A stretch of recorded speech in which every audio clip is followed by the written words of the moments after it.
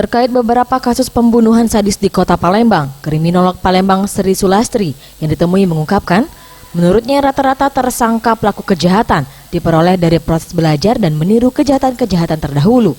Oleh karena itu, perilaku kejahatan makin meningkat tiap tahunnya. Dan jenis-jenis kejahatan juga makin banyak, seperti pembunuhan yang disertai pemerkosaan atau juga pembunuhan atas dasar hutang. Ia juga menambahkan penanggulangan kejahatan ini bahwa setiap orang selain calon korban, ia juga calon pelaku.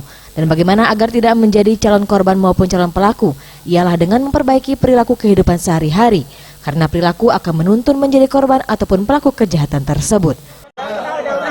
Nah, kalau terkait dengan pembunuhan sekarang yang sangat sadis ya, ini tidak terlepas dari kejahatan itu diperoleh dari proses belajar.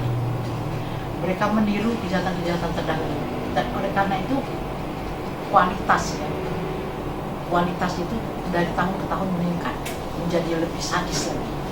Kalau seperti ini bagaimana? Satu tertangkap model seperti ini, maka dia akan berubah model.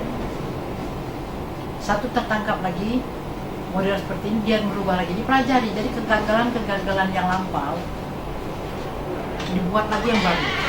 Makanya semakin sadis. Memang kalau kita pelajari perilaku sadis itu, ya kalau kita dalam emosi yang tidak terkontrol, itu memang tambah lama tambah kuat saja kekerasan.